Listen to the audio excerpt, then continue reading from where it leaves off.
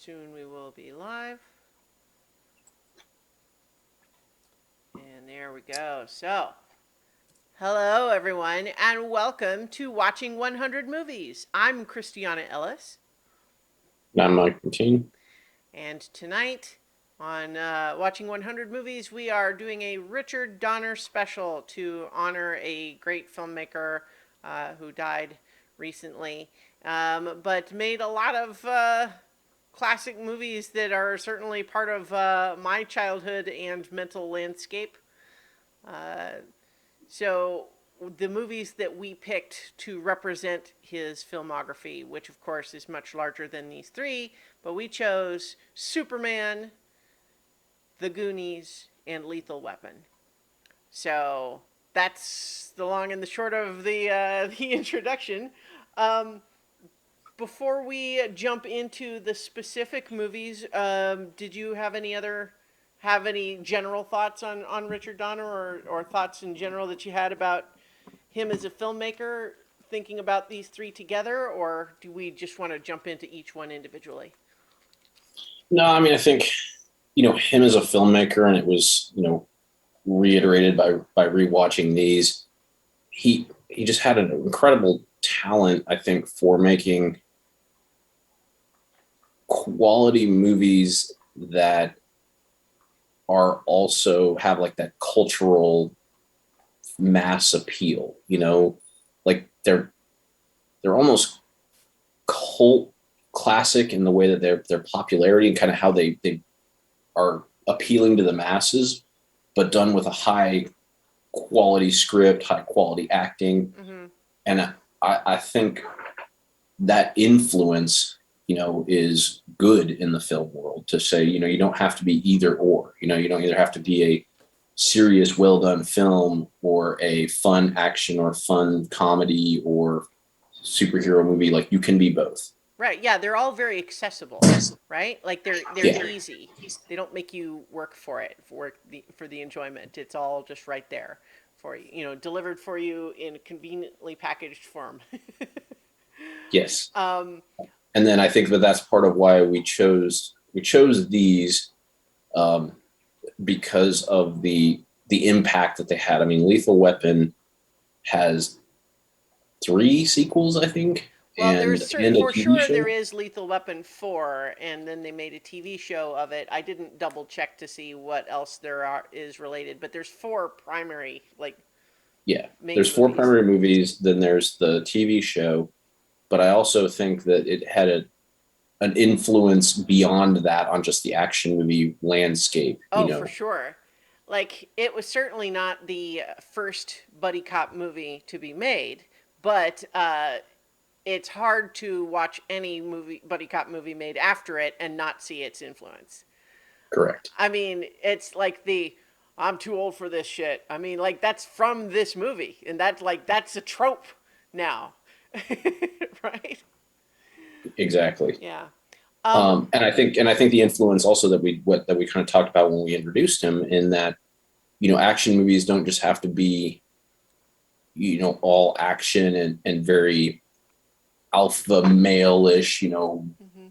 big badass dudes who just kill a bunch of people, and like there can be explosions and gunfights and tough guys, but it can have a good plot line, some Mhm. humor. It can be a well done movie, and I think that influence kind of rebooted a lot in the 80s. A lot of action movies were leaning more towards that, just very base, um, plot line and kind of flashiness. And this helped show that it can be okay. It can, like I said, it can be okay to be both. It can be Yeah. okay to have lots of cool gunfights and tough guys, but they can have, in-depth characters that have more of a motivation than just whatever the script just created just so the guy can go on the rampage.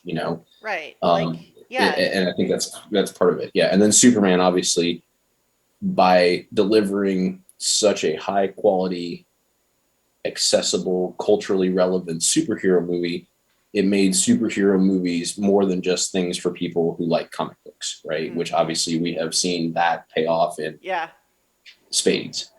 So Uh, for sure. I think one of the things, and this kind of dovetails off some of what you said, but one of the things that really struck me in general is how good Richard Donner is at tone and just making the movie strike just the right tone, because the three movies here have relatively different tones, right? Because like Superman is a little campy and aware of that, but at the same time taking the idealism at the heart of the character seriously.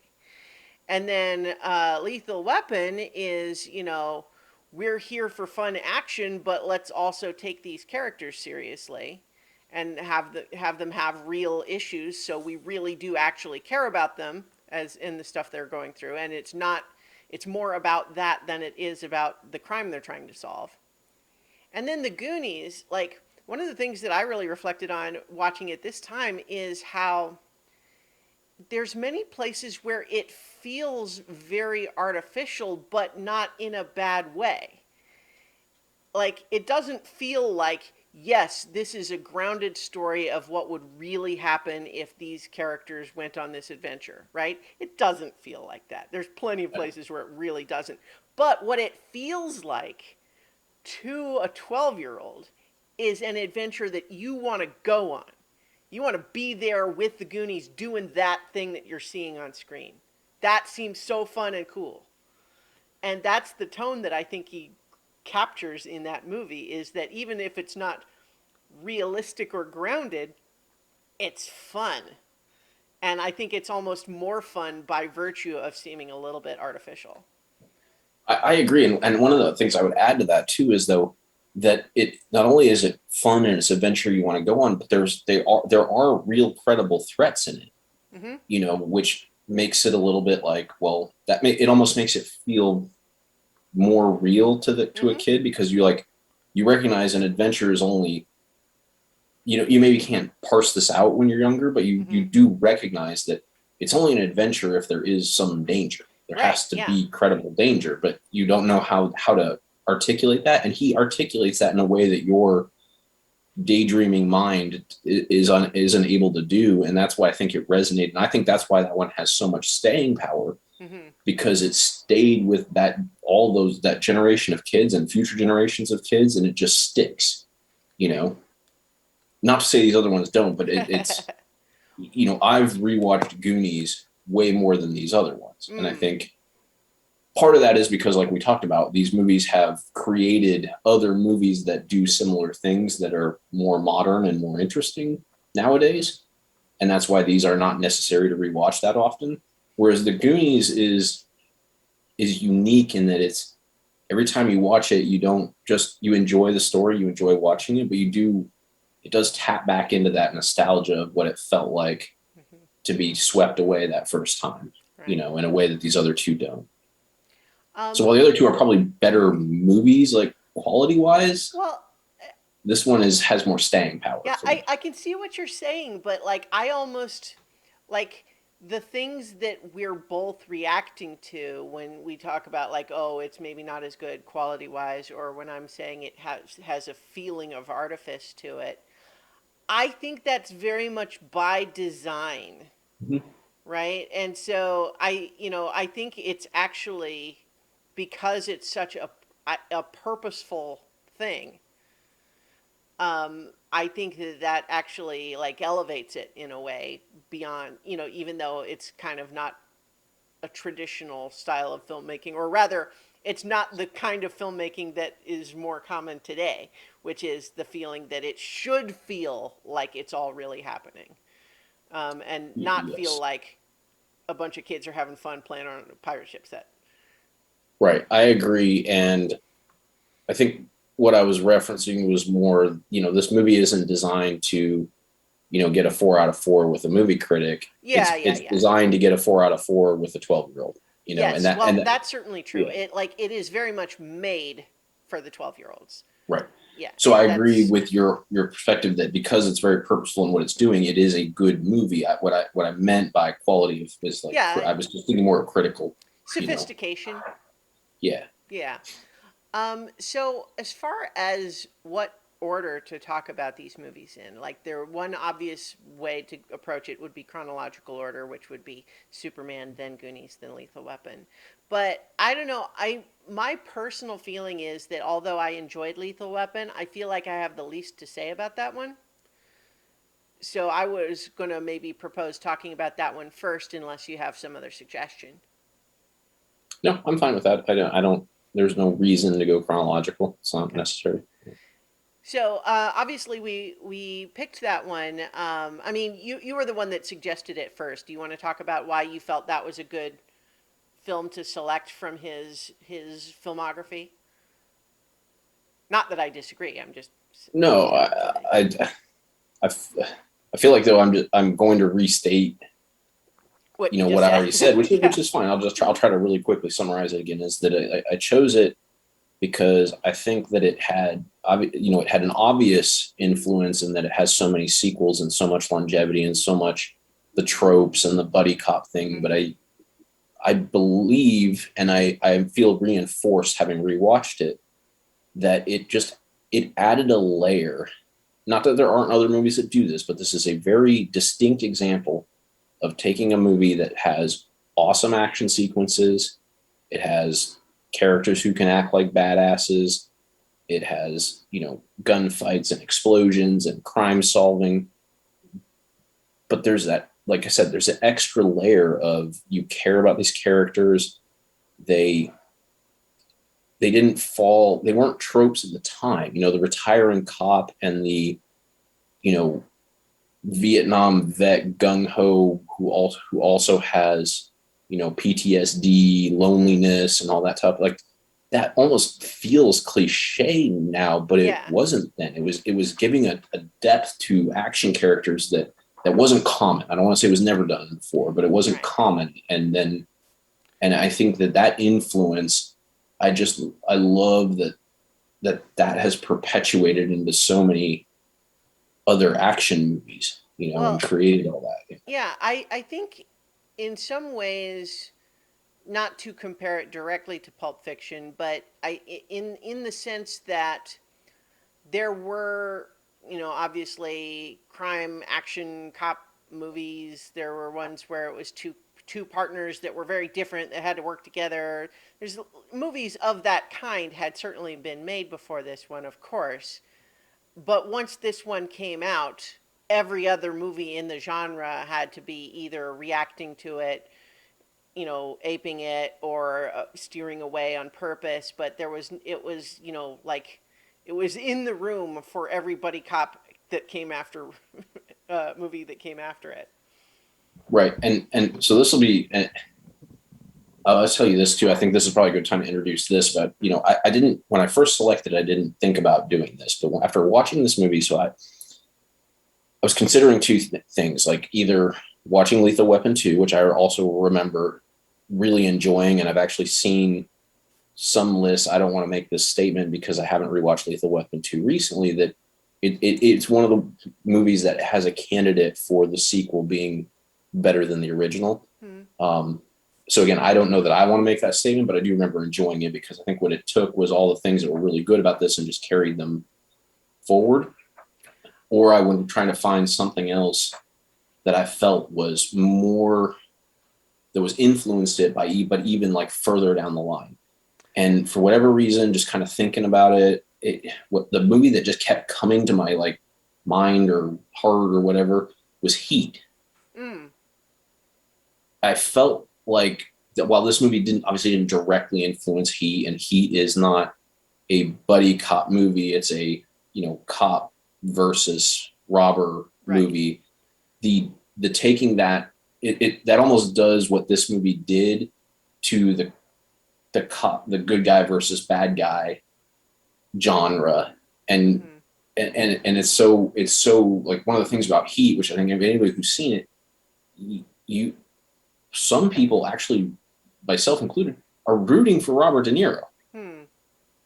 I Like haven't seen that movie in a long I time. want him to get away with it. Yeah. Like that's how complicated that movie is, and yet it still has awesome. I mean, it has all the Michael Mann stuff, of like cityscapes and cool action sequences. Well, So it's similar to this movie in that, and that's why it kept resonating with me. Yeah. Is like I said, it's not direct, but it has a lot of the same ideas. I think one of the big elements of it that it shares with Heat is that the movie, and even all the way down to the script, is so much more interested in the characters than in the crime. Right. Um, like, like the crime in Lethal Weapon doesn't actually even make any sense because I mean, I watched it 2 weeks ago, and I couldn't articulate the crime to you right now. yeah, it so we see a girl. There's drugs apparently in the room, and she seems to throw herself off the balcony in a drug fused, fueled haze. But then we learn, oh wait, before she jumped, someone gave her enough poison that she would have died even if she hadn't gotten thrown off the balcony. So it's technically murder somehow, or attempted, I guess. How do you call that, right? It's messed up. But the point is, then Murtaugh's old friend um, calls him had called him before that happened, and then afterwards, like never mind.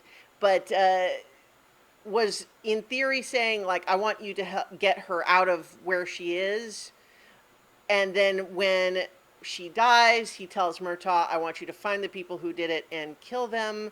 But then, after the various investigations happen, it turns out that what she got involved in was actually beside the point, because they only killed her because the heroin importing plot that the dad was involved in, like he wanted out, and so they killed her to warn him.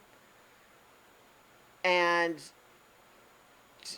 and so why he would have previously told Murtaugh to find who did it and kill them makes no sense, when he later tells them, leave it alone, I can't risk that. I have another daughter that they're going to kill if you keep pressing on this. And then in the middle of the conversation where he's saying don't look into it anymore, they kill him from a helicopter. Yep. And it's like, what? So none of the mystery, like, it's gobbledygook. Who cares? It's all about the spectacle of the setup of the moment. But that doesn't matter, because the movie's not about that, really. It's about Riggs and Murtaugh, and these two guys who kind of find something in each other that lets them go on as more complete people than they were before. Yep. And I mean, I think that is what Lethal Weapon really does do well. Before we go too much further, I think we can maybe address at first that, like, it's harder to watch Mel Gibson movies lately. I mean, it's not a super recent thing either that he's kind of gone off the deep end a little bit, in terms of some of the stuff he says and does in public, and that's not always easy to ignore when you watch movies that he's in now. Although, to be sure, like, if we're strictly talking about acting performance in a movie, I mean, he performs well. His acting is good in this movie, as a distinction from who he is as a person. But, like, one of the other things, though, to, I think, acknowledge is that this movie definitely has some bits that really don't age well. A couple of uses of the F word slur in pretty unironic ways. Like, not even in the way that some people say, oh, well, it doesn't even mean gay, it just means bad. That's how I grew up using it. It's not even that, because it is literally directly in the context of, like, oh, hey man, don't hug me, what are you, a blank or something, like. And yeah, so it's one thing, like, it wasn't good in 1985 when this movie came out, or 87, I think, but Yeah. it's worse now. It's harder to watch now, and so there's a few things like that could be sour notes for people watching the movie today. But so I feel like it's worth pointing those things out, especially if people might visit the movie without having been aware of that stuff. Yeah, I agree. I think, you and I mean, we've went through this whole watching 100 movies, and so Mm-hmm. we dealt with Gone with the Wind and a lot of these things, and Mm-hmm. it in endorsing what the movie did and is like we've been very good about separating and recognizing that this was a movie made at a distinct time Mm-hmm. where it has pieces in it that were, like you said, not even okay then, but not as not okay. So Like much you could, more common than that. It. right, and we're not endorsing that by watching this movie. Just Mm-hmm. for anybody who's not familiar with our stuff, like we really try to separate Yeah. and Well. just recognize that those things exist, and they're not comfortable, but we're not going to boycott ever watching this movie again because that existed in it. It's Mm-hmm. just not part of what we're really engaging in. Like that's not the analysis that we're giving it. But you're right, we should acknowledge that it is there. Mm-hmm. Um, And if you do and choose to go watch them. it's a completely fair reaction if someone feels like those things just ruin the entire experience for them and they can't really engage with any of the rest of what the movie is doing. That's a fair reaction. I mean, it's like we talked about with um, the Woody Allen movie that's Annie Annie Hall. Hall, yeah, Yeah. So just in the same way there that there are going to be some people who just can't get past Woody Allen as Woody Allen and really can't see, can't enjoy what the rest of the movie is doing for that reason.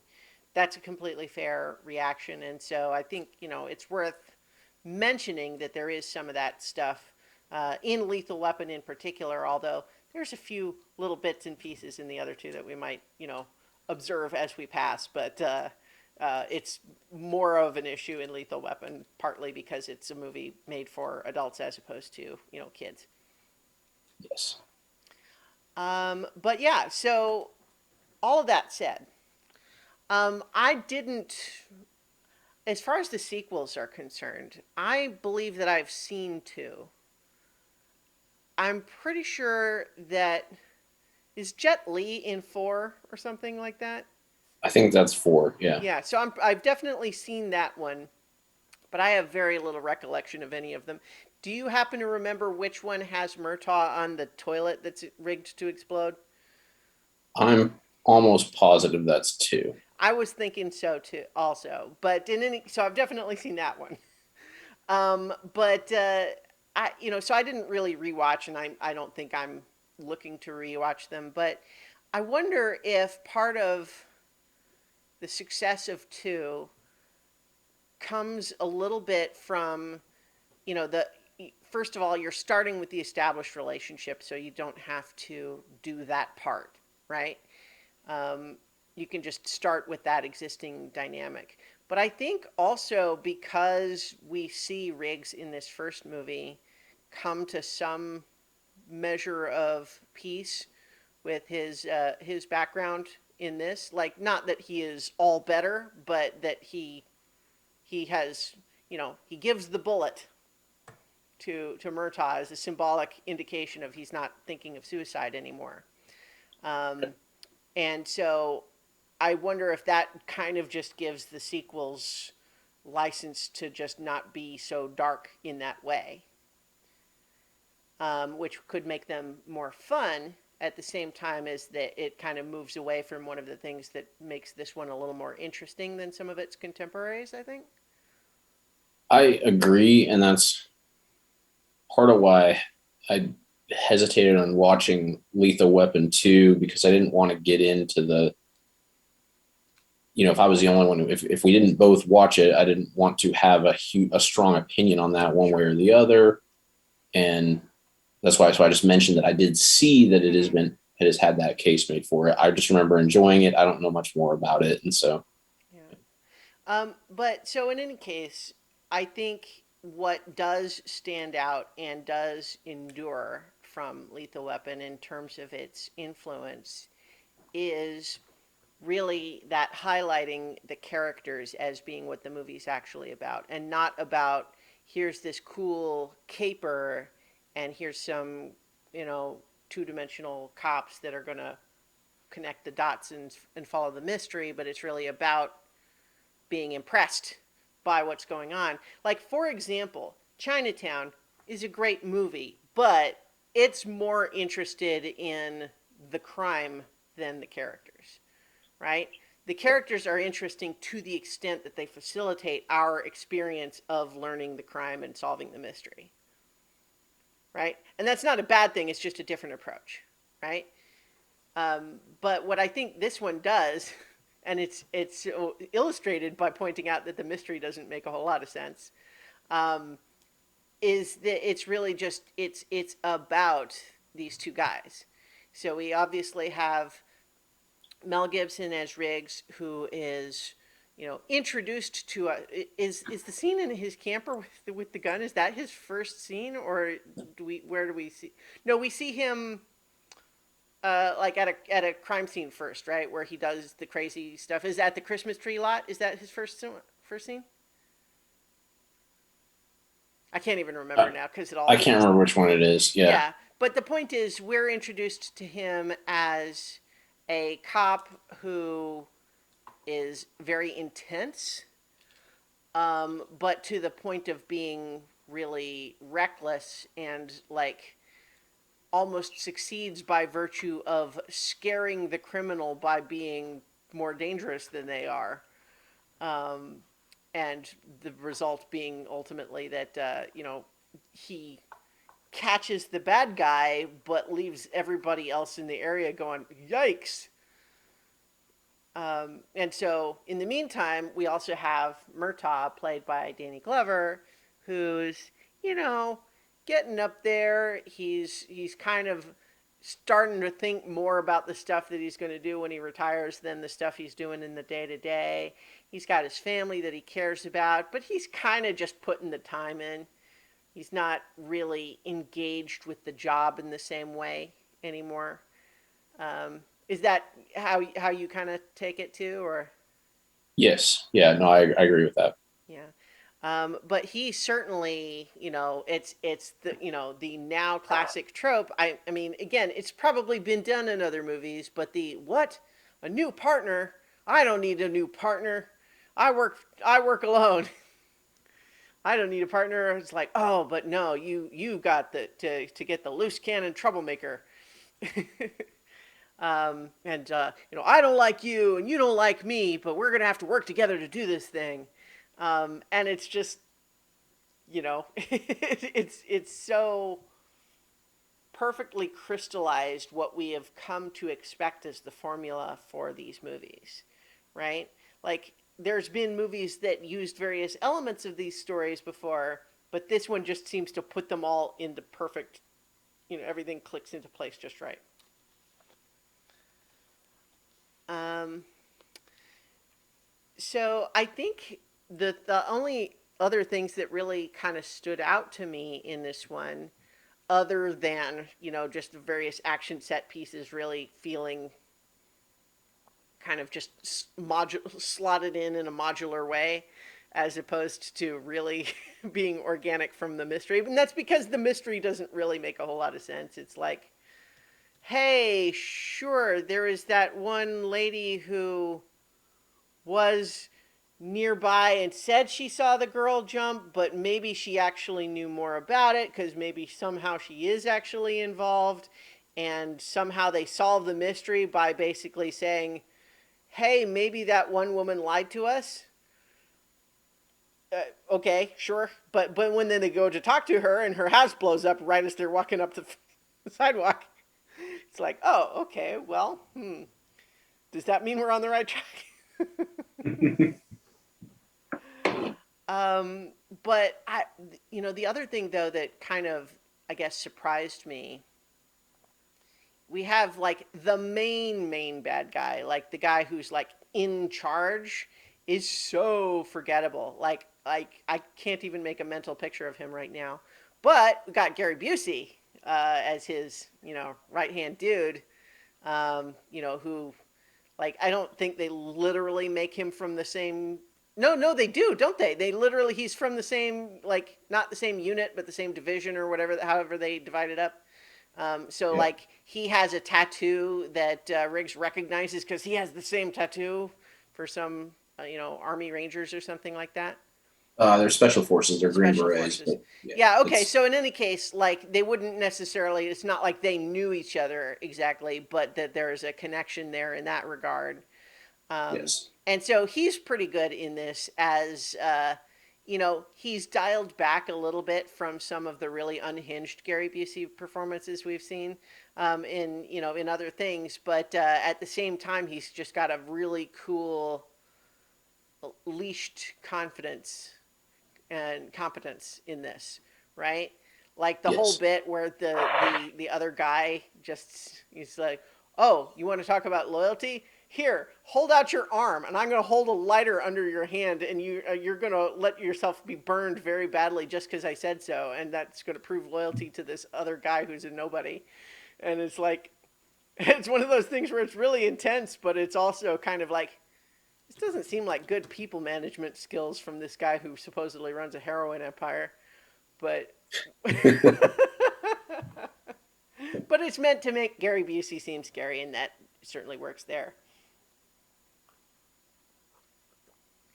Um, but I would say that there was one shot in the movie where it's when Riggs is set up with the sniper rifle, and Murtaugh's going out to meet all these other guys because they have his daughter.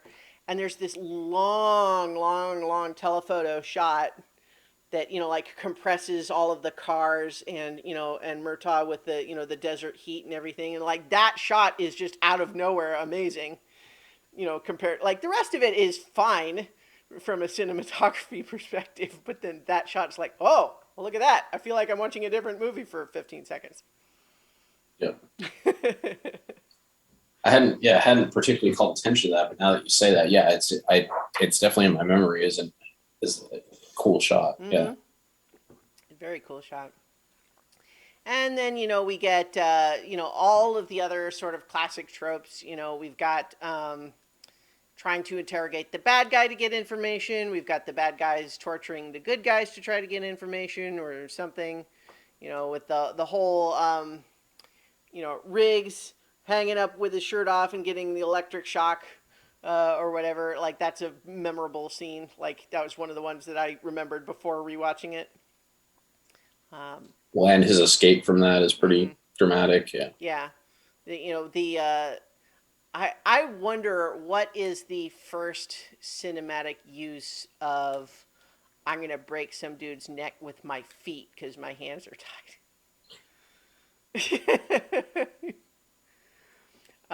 But in any case, I don't know. I mean, I feel like we could kind of. This is kind of what I was getting at when I brought it up and to talk about first. Is that like we could keep talking about? Oh yeah, hey, remember this scene and remember that scene. But I feel like we've kind of I agree. chewed chewed what thematic meat is there already, and it's notable for how well it crystallized the formula that became the blueprint for every buddy cop movie that came after it. Um, but buddy cop movies are not necessarily my favorite. Like I don't dislike them, but it's just I usually don't seek them out. Yes, and I would just still add, I think that it had influence on action movies in Mm-hmm. general, even beyond the buddy cop. I mean, the buddy cop's the obvious, but the like we talked about, the character focus as opposed to the idea being how do we just give this character enough backstory that it's cool that he goes on a rampage. Mm-hmm. You know, I'm thinking more of like the I don't know Commando, which is an 80s, where it's just like, oh, we need to make sure Arnold Schwarzenegger has some reason that he's going to just go kick ass. Yeah. It's very different from that. Well, That's as probably far as one of the comparing it, polar opposites of this movie. Yeah. yeah. Well, as far as comparing it to other contemporary action movies, well, and when I say contemporary, I don't mean like of now. I mean like it's Contemporary contemporaries to at the it. time. Yeah. is that apparently in the trivia it says that Mel Gibson and Bruce Willis were considered for each other's roles in this movie and Die Hard. So can you imagine Lethal Weapon with Bruce Willis instead of Mel Gibson, and Die Hard with Mel Gibson instead of Bruce Willis? I can. I think they Yeah, would be a little different, they but would yeah. certainly be different, but I tend to agree in the sense that like they would, it would be interesting to see if each was as successful in that, because like Bruce Willis in Die Hard has this really, real blue collar everyman energy to him, even as he's doing all these amazing things that like Mel Gibson, as he's showing in Lethal Weapon, really has this slightly more unhinged edge to him.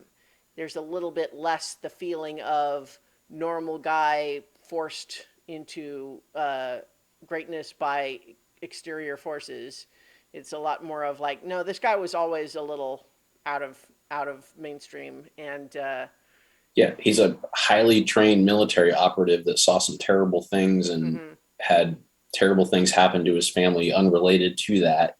And he is successful in spite of all of that because of his relationship with, somebody who's a little bit more measured and is right, able, and they're able to complement each other. Yeah, it's yeah, it's totally different thing than Die Hard, where he's like the lone operative, right. who's, like you said, relatable to everybody. And so, while I think they probably could have each played that other role, I think that the casting directors got it right in this case. That what the script calls for in these roles, I think Mel Gibson is better for the one that he's in here in Lethal Weapon, and vice versa. But yeah, I think it's a worthy entry in terms of influencing what continues to be a popular film subgenre, um, and formed a lot of sequels. But otherwise, I only rewatched it because we were going to talk about it. Probably not going to rewatch it again anytime soon, personally. I don't intend to either, but I did enjoy that we did it, Mm-hmm. and I liked that for whatever reason it got me to rewatch Heat. I enjoyed doing that too. So Sure. Yeah, I should rewatch Heat that's just because I haven't seen it in a long time. I think I would appreciate it more than when I last actually watched it. But still very good. But yes. let's move on. So, which do you want to talk about next, Goonies or Superman? I mean, So if we're going with reverse your theme, chronological order would. yeah, well, I probably have the least to say about Superman. Okay, well, so let's talk about Superman then. Oh, my dog just busted in. Oh, Start, lay sure. the groundwork. I'm just coming Okay. out there. Yeah. Well, so Superman was not, the very first depiction of the character of Superman on screen. There had been previous black and white film versions with George Reeves, and then there had been animated incarnations, and of course, the comic books had existed, and all of that. Off the top of my head, I'm not sure if this would be considered the first superhero movie. Probably not. I bet there's something else. But at the same time, I think it's probably the first one that really.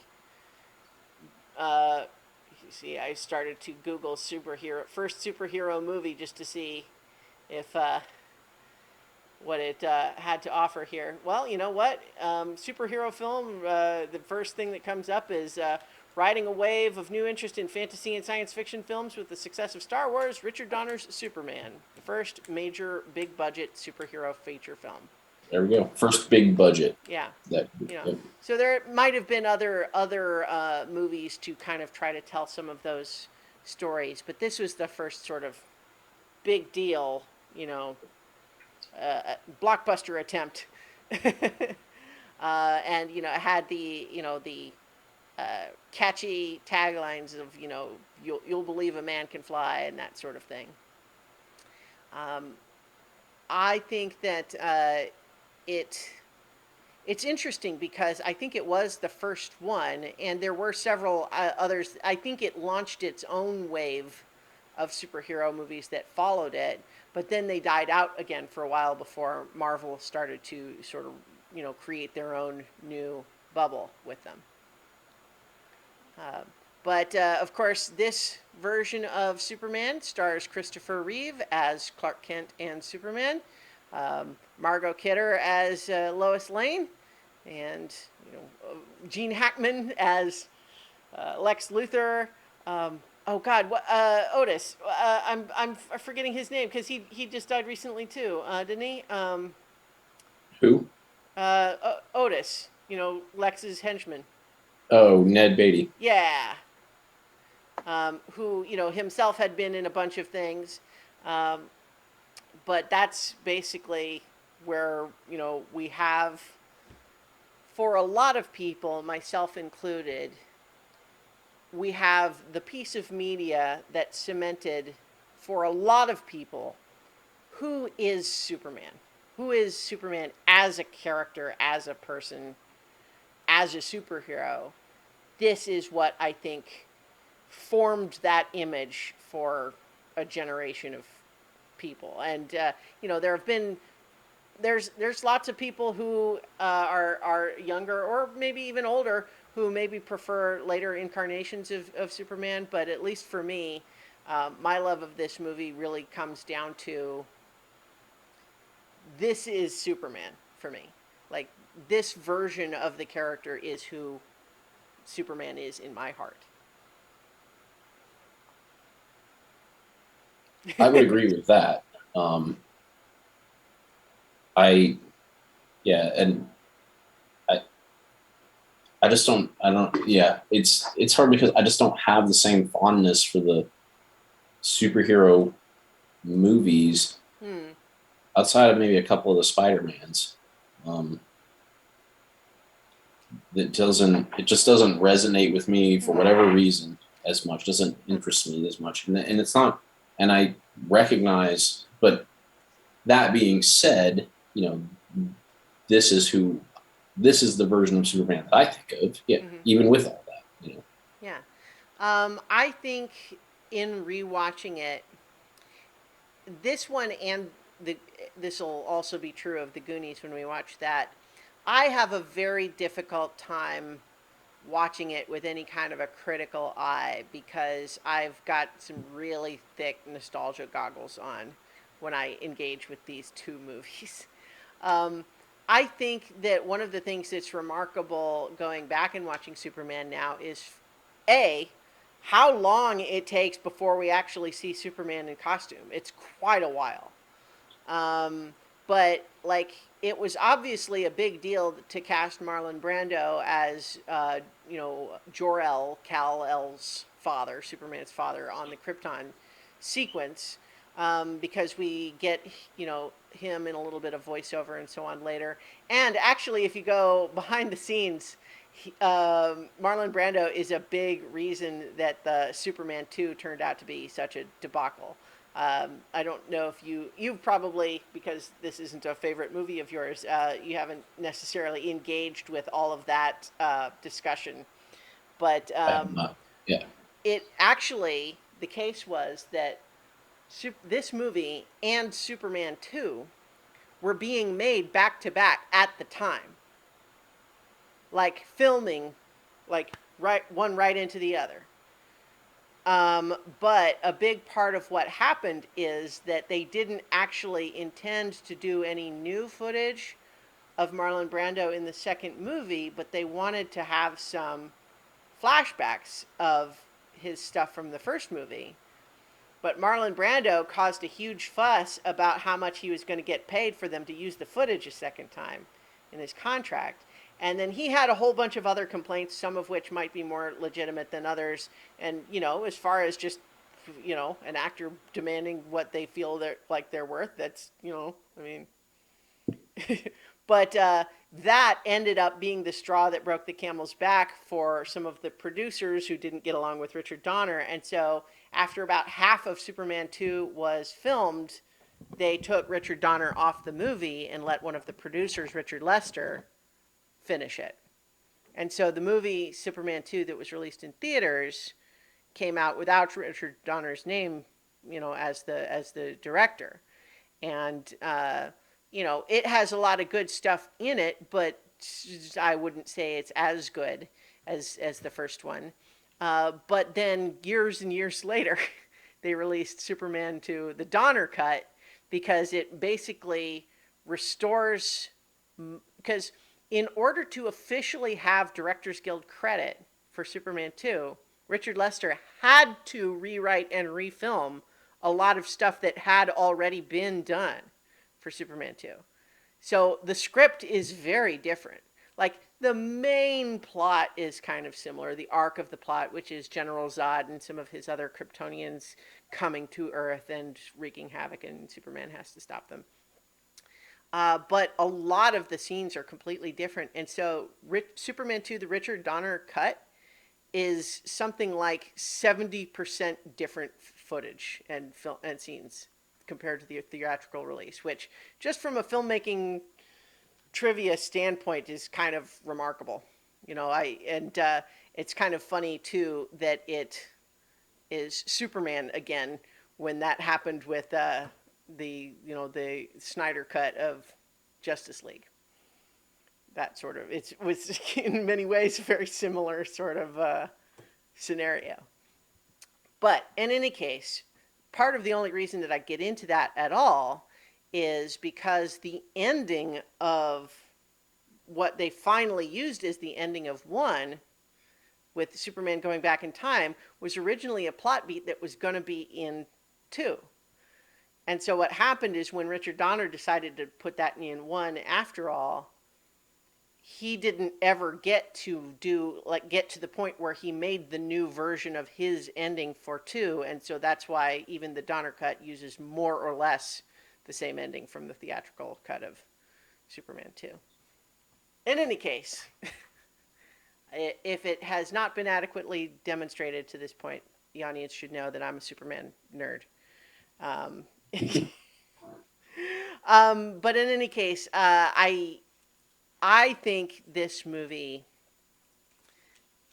takes the time and it casts the actors in all of the secondary roles necessary to give the whole story a gravitas, right?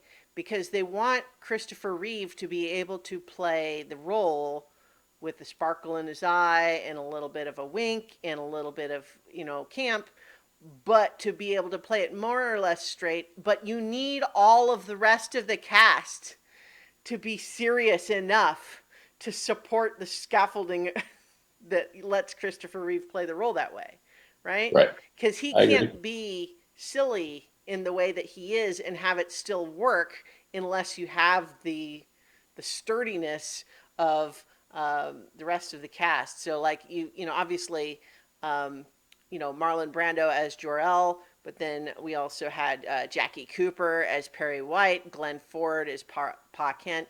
These are all classic Hollywood actors that are cast in relatively small roles, and I think that that's really important.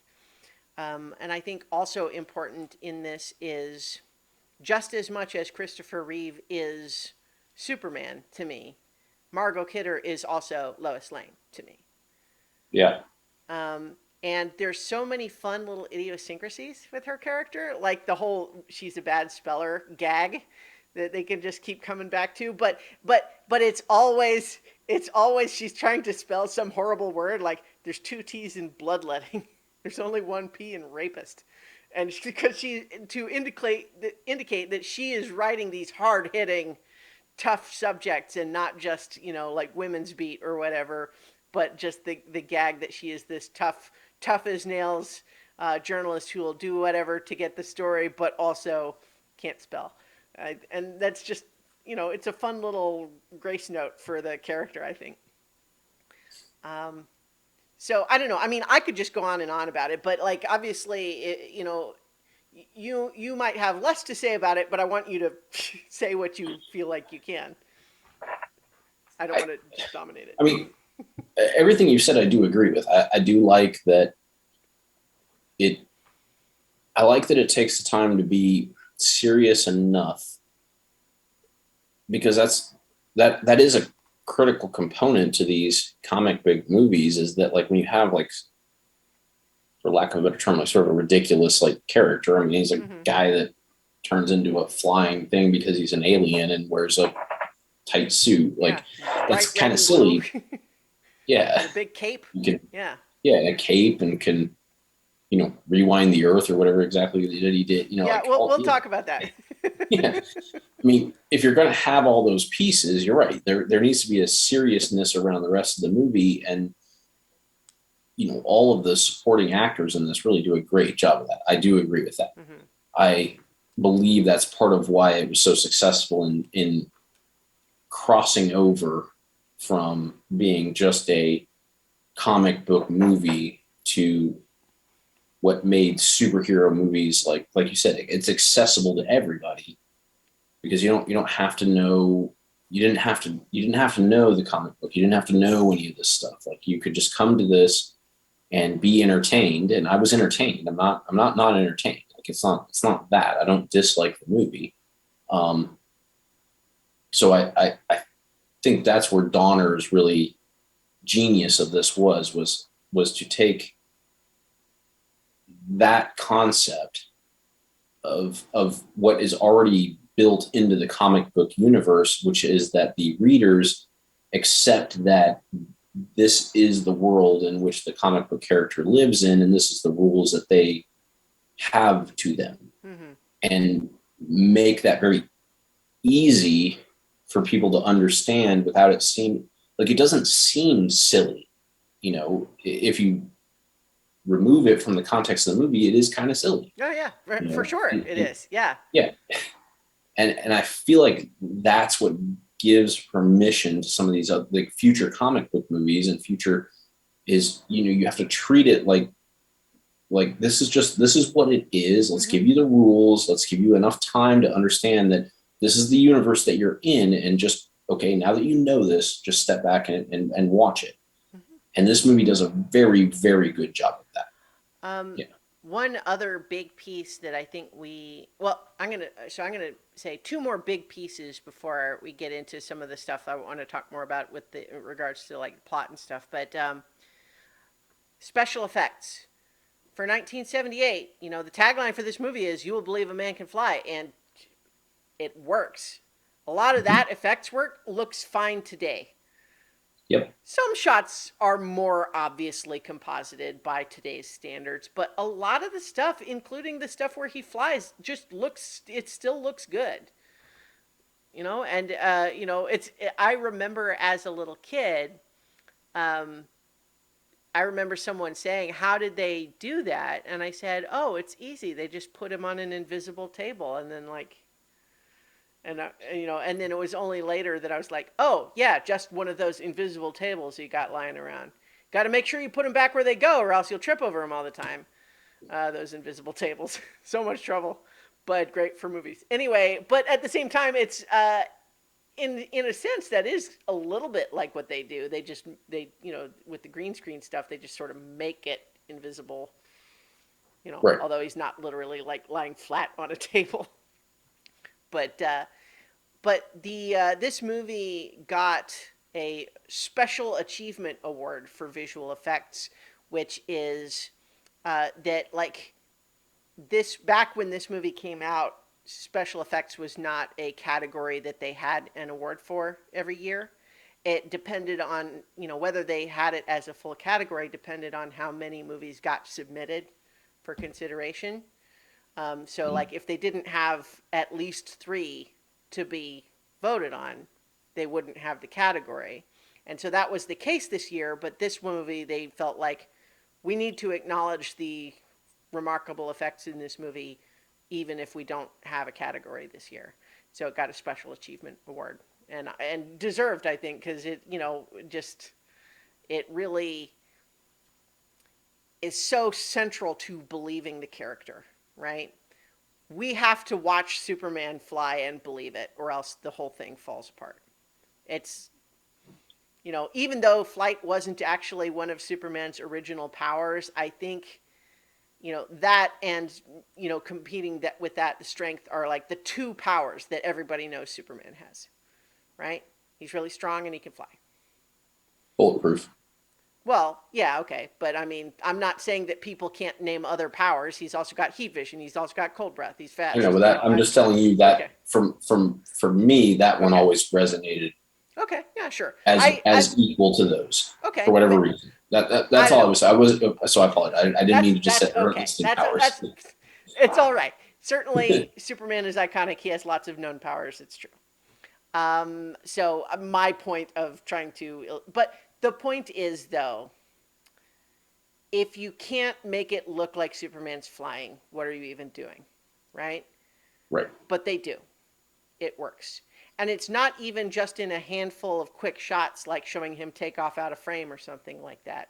They have extended shots, including shots where he's flying around with Lois. Although with the one with Lois, it's a little bit inexplicable, the part where he kind of like lets her go and she just falls and he's like, whoops. And he like goes to catch her, but it was a little bit like, wait, wasn't that seemed avoidable. It almost felt like they did that to prove that they could show it. Yeah, I guess so. There's a couple of things in the movie that I think are a little weird, but by and large, nonetheless, it's an extended sequence where it's not just him, but it is him flying with someone else, bringing them along with him, and the effects work throughout. Like there's not a point in the movie where you go, oh, that doesn't look very good. Everything works. Like there's things where like you'd probably criticize it if it came out today, handful of places, but by and large, the effects work, and I think that's really remarkable, but also crucial to the movie. Like there are movies where bad effects don't matter as much as they would for this. But then the last other thing that I wanted to mention as a general thing is the John Williams score, because like John Williams obviously has a lot of really iconic scores. Star Wars, Indiana Jones, Jaws, Jurassic Park is a pretty good one, but Superman, right? Like I'm not trying to say it's better than those. I'm just saying it's among those as far as like most iconic movie scores of all time. You know, just like I was especially like because I played trumpet in high school, which is like the perfect instrument for like this score in particular. And so I had the sheet music for it and everything. And so like, but it's just so like all the little pieces of it even work. Is the bum bum bum bum bum bum bum bum. But then there's also dun da da da da da da dun da da da da da da da. Right? Like there's Yeah. lots of No, different. I'm feeling it. Yeah. Yeah. Um, and so all of these things came together, I think, like so many pieces have to work to make a Superman movie work. You have to have an actor who can sell the role, both role versions, right? Superman and Clark Kent. You have to believe, like, it's still a little silly, the idea that like would someone really really not recognize someone just because he's not wearing his glasses, he parts his hair on the other side, right? Like I think people, it's not as easy to recognize people when they change stuff like that as we sometimes joke. But yeah, for people who know both versions well, I think they would notice some similarity, right? That's a classic observation, but I nonetheless. feel like that. I'm not trying to get like Oh, too pedantic on this, but I felt like I had heard somewhere that they addressed that in the comic verse, that like there was more to it, that like part of his superpower was that he also like kind of projected a different look to people or yeah, some well, BS so like the that. thing Yeah. is, I Superman felt like has they been around long enough in the comics that there have been 100 different writers who all try to take a crack at explaining stuff like that. So got there it. is Okay. probably a dozen different versions of explanations for why that is. Like I remember having a comic book in particular that I bought at the King Supers in Gun Barrel where I grew up. Just remember this particular issue because what Lex had done is build a supercomputer that he put all of this data in that was going to calculate and determine exactly who Superman is. And it told him that it was Clark Kent, and Lex just couldn't believe, like, Superman posing as just some jerk reporter. I don't believe it. And he just dismissed it. He said the computer was all a waste of money. And I thought that was kind of a funny result because it really does get to the heart of the different psychologies between Superman and Lex Luthor, right? Lex Luthor cannot conceive of someone as powerful as Superman lowering themselves to be a normal person, right? Like he just like he that idea doesn't even process for him. Right. Why would anyone do that? Much less Superman. And so the idea that he doesn't see it because he literally will, his frame of mind won't allow him to even conceive of that. But yeah, Lois, Lois should figure it out. And in Superman 2, she does actually, so that's like, there's two different versions of it in the two cuts. But in any case, the point really, before we got into that sidetrack, was just that you have an actor who can sell both performances. And in particular, the idea that they are actually both sides of the same inner person, right? It is one person presenting himself in two different ways, which is different Right. than playing two characters, right? Because there's the whole bit like where he considers telling her, and you see his posture change and him take off the glasses and then slump again as he puts them back on, and you know his voice changes and all that stuff. But so you need the actor who can sell that. You need the special effects and just the heroic, and I don't know, all of that just works for me. Um, there are some bits that are weird, and I mentioned like I can't see them without the nostalgia goggles, but there are some odd choices made. Like for example, having young Clark Kent be cast as a different actor wearing a facial prosthetic designed to make him look kind of like Christopher Reeve, and then dub Christopher Reeve's voice over for his lines.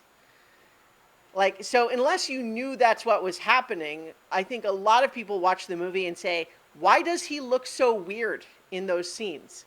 And the answer is because it is a different guy wearing a facial prosthetic. And that other guy is not even that much younger than Christopher Reeve is. I think the bigger issue, honestly, is that Christopher Reeve had kind of bulked up a little bit to play Superman, and they thought he would look huge compared to other teenagers, and it wouldn't make any sense when he's trying to pretend he's not good at football. Right. I think that's probably the bigger reason that they wouldn't want to have Christopher Reeve do it.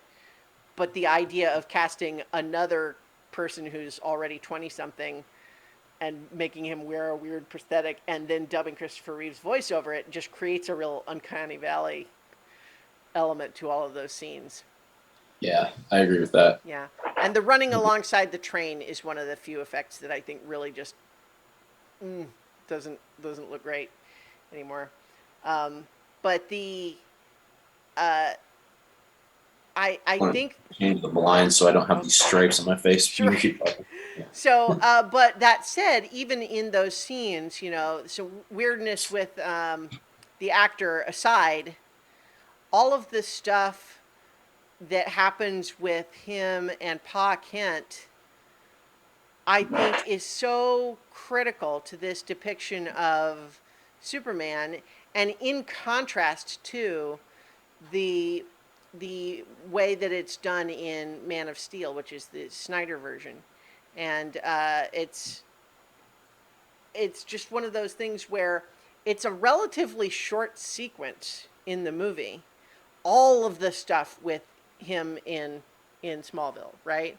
Like there's the scene where he's at the school and he's kind of flirting with Lana Lang, but then he's getting picked on. But then him kind of showing, using his powers to like be back, beat them back to that other spot. So they're like, hey, how do you get there so fast and everything? But then that conversation with his dad, where what his dad's saying is, what you were doing is showing off, and Clark is saying, well, it's hard because I know I can do these things, And I understand we've talked about why I shouldn't just run and get the touchdown every time. But I feel like I can do these remarkable things. Why? And what we're doing right now is that I'm just not using them for anything. But his dad is saying, well, I think you're here for a reason, and so what we need to do is we need to find that reason and find a way that you can use these abilities in a way that's good and not about showing off to make friends and not and all of that. And so we have that lesson, that this establishment of it's meaningful to want to get to find a way to use these gifts he has to help the world. But then immediately almost following that up with, but you can't save everybody. No matter how much you can do, Dad has a heart attack. Your superpowers can't fix that. And that is, I think, such a powerful lesson that gets to the sadness, the melancholy that I think is always best handled with a light touch with Superman, but is always just a little bit there, I think. This idea of there's this sense of responsibility to feel like you should try to help as many people as you can, but with the knowledge that even as much as you can do, you're still just one person. You can't help everybody. You can't save everybody. There are going to be times where you just can't fix it, which actually, clashes a little bit with the end of the movie. But I think that that's such an interesting lesson, and I think that really resonates for me, and especially in contrast to, you know, uh, not to just dump on Man of Steel, which I think does some things well, and I think there was room in the world for more than one film version of Superman, and people are who really like that version. I don't want to take anything away from them, but part of the reason that that one didn't work as well for me is that the parallel to this scene that I just talked about in that movie is young Clark pushes a school bus that had fallen into the river out, saving the lives of his classmates, and his dad saying, maybe you shouldn't have done that because people kind of saw you, and if they find out, they're going to take you away. So you should keep what you can do a secret. And then later, there's a tornado, and Clark could save him. And he says, no, don't save me because people will see you do it. So let me be taken by this tornado that you could save me from. And I just sort of feel like, what is the actual lesson there? That doesn't feel to me like Clark, Jonathan Kent is teaching Clark a lesson other than you're a freak, that you have to keep your freak nature secret from everybody or else you'll get in trouble. And I'm being overly harsh with that because I know there are people who want to defend those versions of those scenes, but they just don't work for me in the same way at all. And whereas in this one, like, this makes sense to me. The idea of,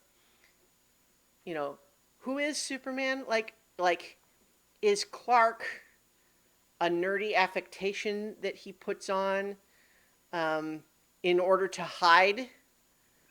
Like in Kill Bill, that's what Bill says, right? That's Right. what Bill says Superman is doing, is that Superman is Superman and he pretends to be weak like Clark. But a more traditional take is that Clark is who we're talking about here. You know, he can do all of these things and he's pretending that, that's not true, but at his core, that is the person he is.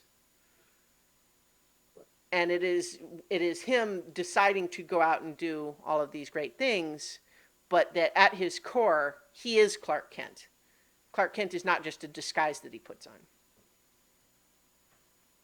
And I like that sort of telling of it here. I don't know. I'm going on and on. I could talk much longer about this. The only other thing maybe that I think we have to cover is the ending, which you kind of mentioned a little bit, and I think is also maybe one of the parts of the movie that doesn't hold up as well, just because it's a little bit like it's not obvious what's actually happening, right? Because obviously it doesn't make any sense that really just trying to make the earth spin around the other direction would turn time backwards, right? And yet that is what the effect makes it look like is happening, right? Yeah, I mean, I felt like that was the intention, is that if you spin the Right, earth backwards, exactly. time goes Yeah, backwards. so it doesn't make any sense that that would be the case, and yet that is what the effect seems to depict on screen. Now, some people could, have defended it as saying, no, that's just the visual representation. What it is he is actually just essentially traveling back in time by going so fast, somehow, hand waving magic physics, right? And that the Earth seeming to turn around is just sort of meant to be a representation of him going back in time. But the effect on screen doesn't make it look like that's what's happening. It makes it look like he's making the Earth turn the other way, and that's what does it. It's also unclear is presumably he's not undoing all of the other people he saves, and that's why it makes a little bit like, why is there not some sort of a time travel paradox thing happening, right? Because Right. effectively the way the plot kind of lays it out, if we just sort of take the movie's word for it, the reason he doesn't get to Lois in time is because he's doing lots of other stuff, right? Like he has to stop the one missile, and then he has to fix the San Andreas fault so California doesn't fall into the sea. And he has to save the school bus, and he has to, block off the flood from the Hoover Dam, collapsing. And he's doing a lot of stuff, and so he doesn't get to her in time initially. But then after he does his thing, he basically, like, all of that other stuff seems to just stay, but he also gets to be in time to save Lois. Right? Like that's kind of how it's presented, right? Yeah. Yeah, so essentially what it is he gets to press a magic button that fixes just the part that he wanted to fix, which just doesn't 100% feel plot justified, and it's because it's unclear what it is that's actually happening, I think. Right? Because this idea that he's supposed to feel this level of conflict, that, Jor-El is saying it is forbidden to meddle in human history, but it's like, but what does that mean exactly? What is the actual, like, what do you mean by meddling in history? Does that specifically mean don't travel back in time to save your girlfriend? Or like what, it's a little unclear, and then how the time travel of it works is a little unclear. I can't defend any of that stuff really. It's just presented as magical realism, and you have to either just roll with it or not. But so much of the rest of the movie, I think, is so incredible and iconic for me that I can forgive its weirdnesses. Yeah, I mean, even not as someone who doesn't feel the movie like is incredible. I don't, and it's not because I don't think No, they're good that's things, fair. Yeah. but even that, I even can forgive what happens there because Mm-hmm. it's. I mean, it's just It's it's what you want to happen, which is that he gets to save everybody.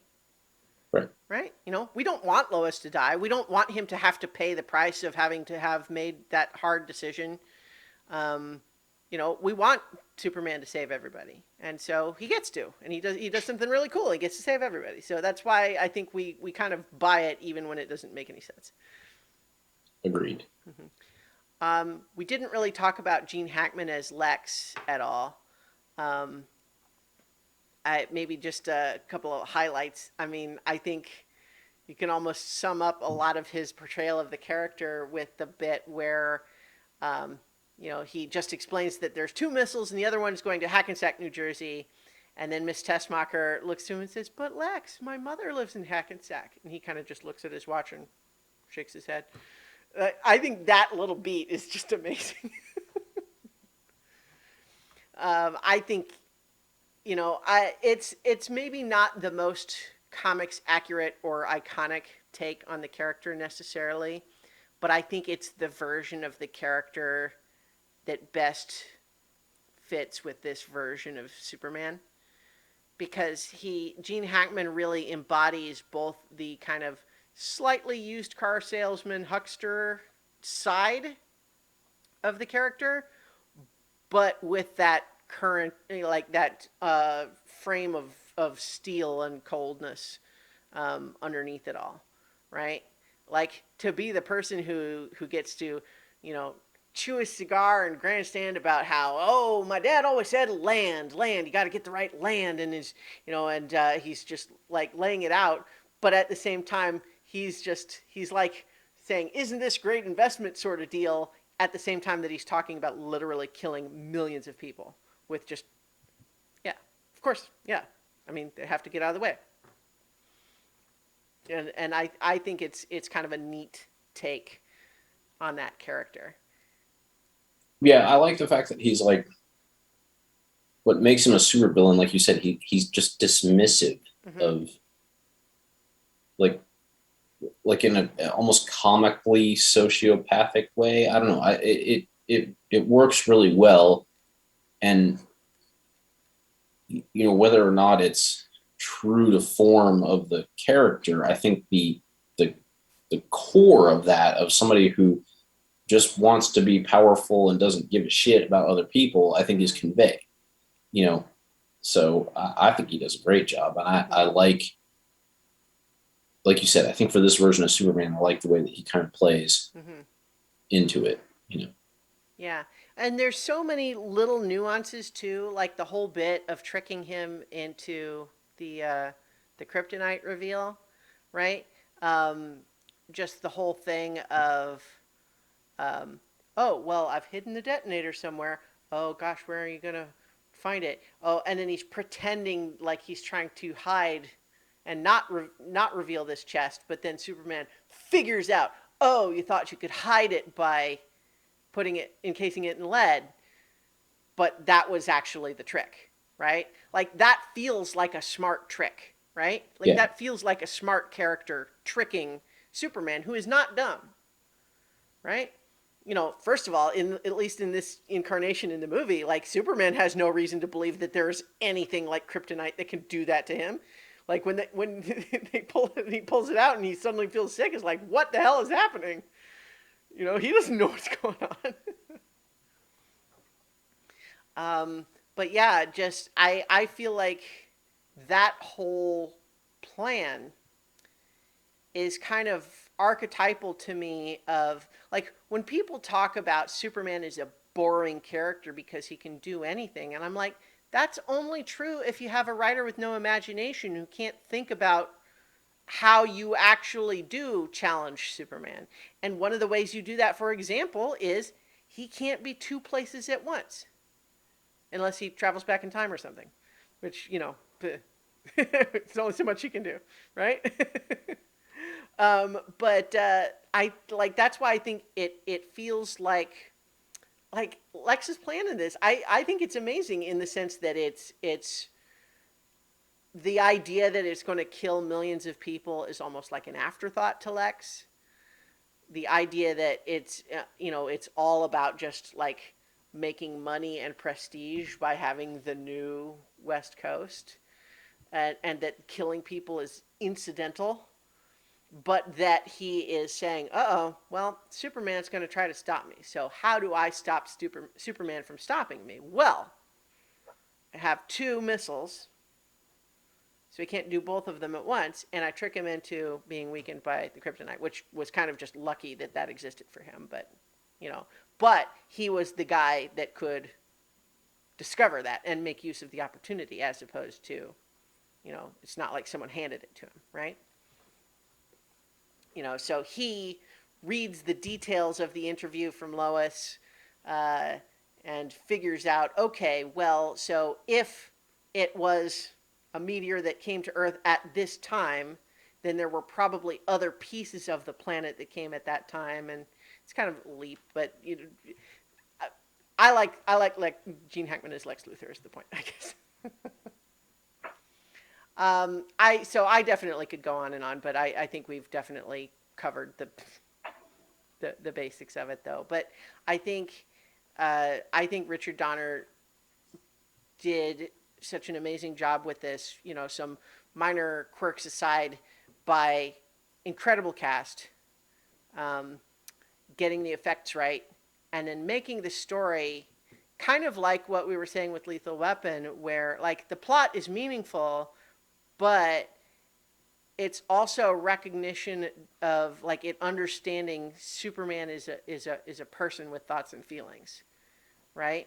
And so having to sell to us as the audience why this person who can do all of these things, why he would pose as Clark Kent, why he would like Lois Lane, and care about her even potentially like more than all the other people, right? Why it would matter to him that she's safe, and all of these things. Like we have to buy that stuff to make the movie work, but he gets all of that right, I think. Okay. Yeah, I agree.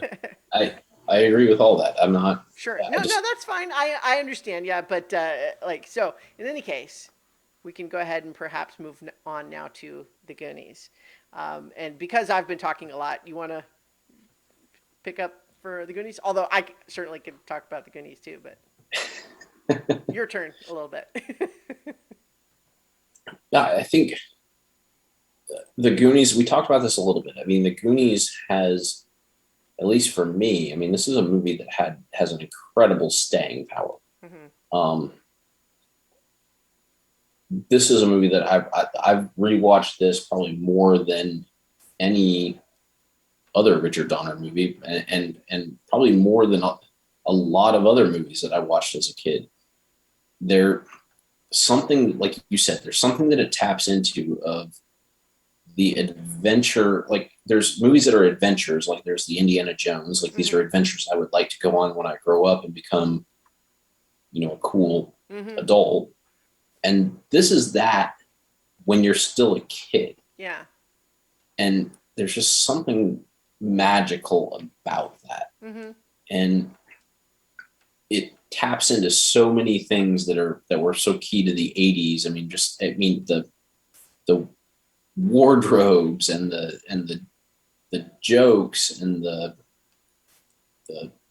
just everything about this movie just rings, 1985 or whenever it was made. It's Yeah. 88. It's Yeah. 85, I think.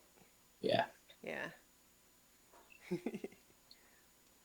So, the and then like we talked about before, there's a depth to it that's more than just an adventure. They've added this layer of character to it where they live in this town in Oregon, I think. Yeah, Astoria, I think, is supposed to be in Oregon.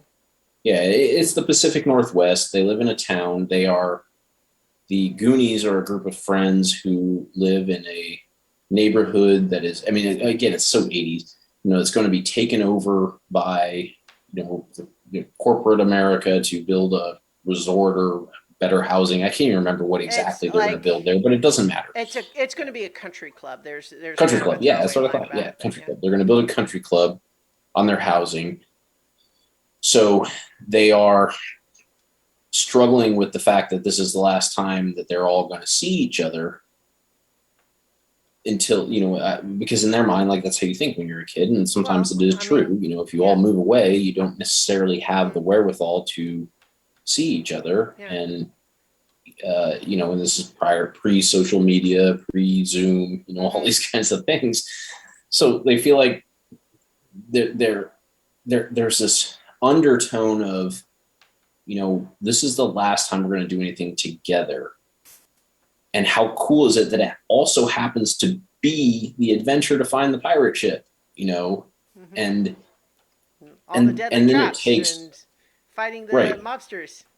right, and fighting monsters, and then there's also, they're adding, I don't want to say multiple generations because they're obviously all the same generation, but the siblings Yeah. of Well, different the older brother ages, and younger the brother. older Yeah. brother and his love interest, girlfriend, whatever, they Yeah. and how that comes along, and so you have the dynamics of what he's engaging with as like a high schooler, and what the kids are engaging with, in their lives, and then how the parents are trying to handle all of this stuff. So there's a whole depth of family drama character that we've all kind of gone through, not because we're all losing our homes, but it taps into like all of those things. Mm-hmm. And it's so rich in that tapestry of what it builds, Mm-hmm. that it just makes it so much fun to watch. Yeah. So the short thing is that they're that's happening, and then they jokingly think they've discovered this pirate map that's like famous in the area, but then a couple of the kids start to realize, well, this maybe is a real Mm-hmm. pirate treasure map. And even if it isn't, wouldn't it be fun to just pretend it is and Yeah, let's like that's follow what we it? do for this last weekend is just to see what we can find. Right. What else are we going to do? And then on the other side, you have the the area in which you enter the where the pirate map happens to be a house that has been taken over, or old restaurant that's been taken over by a family that has just busted their Mm-hmm. killer brother. We're not sure really what he I did. It doesn't I matter. always forget almost every time I watch it that the opening sequence of the movie is breaking him out of prison. I Right. almost So like every time I put on the movie, it's like, oh right, I forget about that yeah. scene. Right. So the Fratellis, the Mm-hmm. bad guys. So one of the Fratellis is in prison, Mm-hmm. and then they have some sort of plot that they've somehow organized together where he fakes his own suicide and Mm-hmm. then breaks out, and they're there to pick him up, and they drive to this abandoned restaurant, and that happens to be where the Goonies need to enter the cave system to Right. find the pirate treasure ship. So you have, like we talked about earlier, there's credible threats. There is sort of the time constraint threat of we if we once we realize they're actually looking for pirate treasures, if you don't get the treasure, you're going to lose your homes and you're never going to see each other again. Mm-hmm. And then there's the true threat of, well, the Fratellis now know there's a treasure Mm-hmm. because you've interacted with them, and they're chasing you down, and there's a race to the treasure with the Fratellis. Yeah. And so there's credible threats on two levels Mm-hmm. also. And so it's really crazy how a movie that has a lot of silly kid going through caves, following a pirate map treasure sequence, Mm-hmm. has this much depth to why we're rooting for them and why we're part of it. Right. And that's where the staying power comes from. And definitely, and I think another one of the remarkable achievements about this is that, and this is especially true considering these are so many kid actors, uh, that this is a big cast to have every single character read as an individual, right? Because think about it, like obviously we've got Brandon, Mikey, the brothers, very distinct from one another. Mouth, who's distinct. Data, who's distinct. Chunk, who's distinct. Andy, who's distinct. Steph, who's distinct. The three different Fratellis are distinct. The Sloth, like that's a lot of characters to really all have their own thing going on. Yeah. Even though Steph's is mostly like, where are my glasses?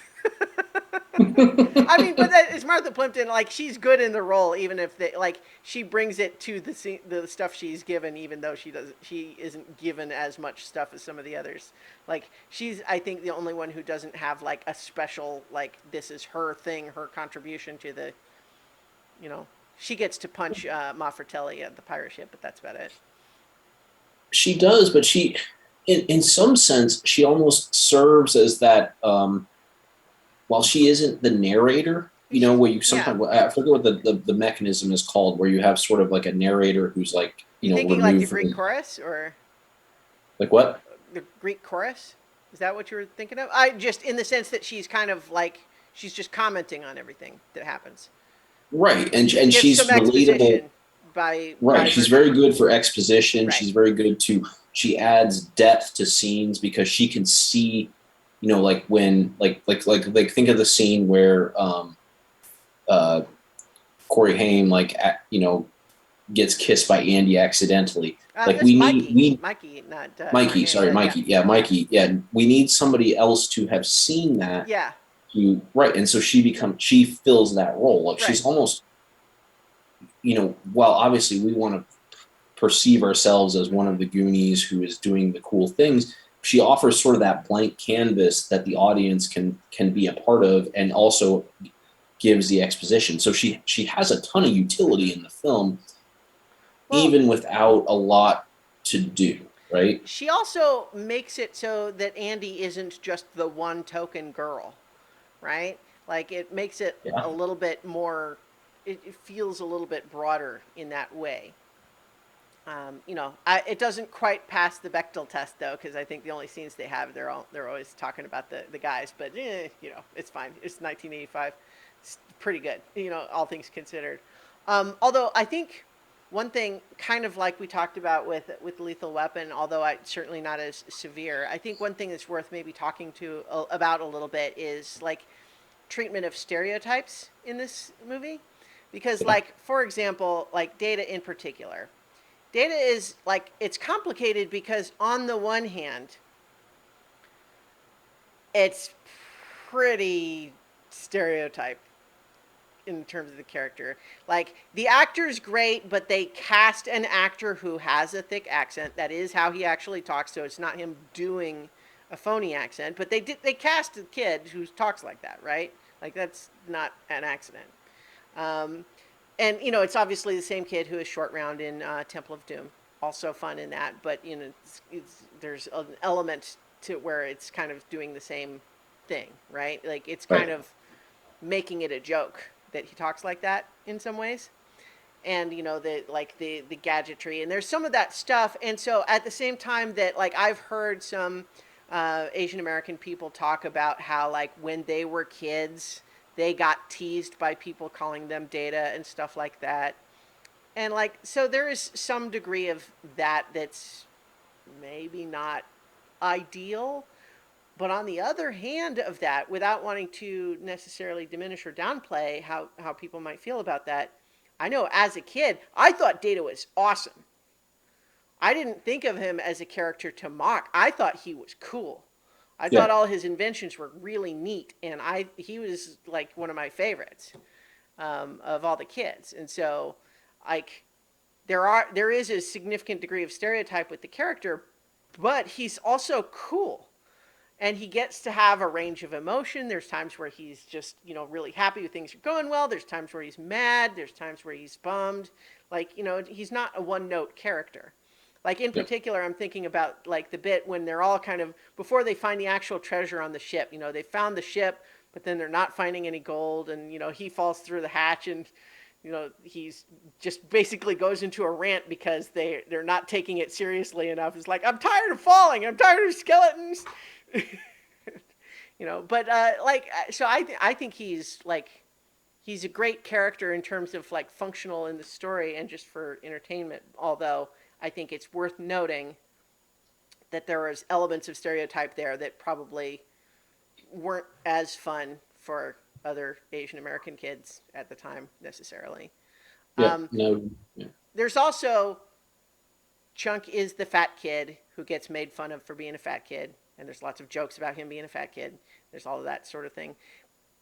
But again, by the same token, Chunk is awesome. He's hilarious, and he gets to do so much stuff that is not just this classic fat kid stuff, right?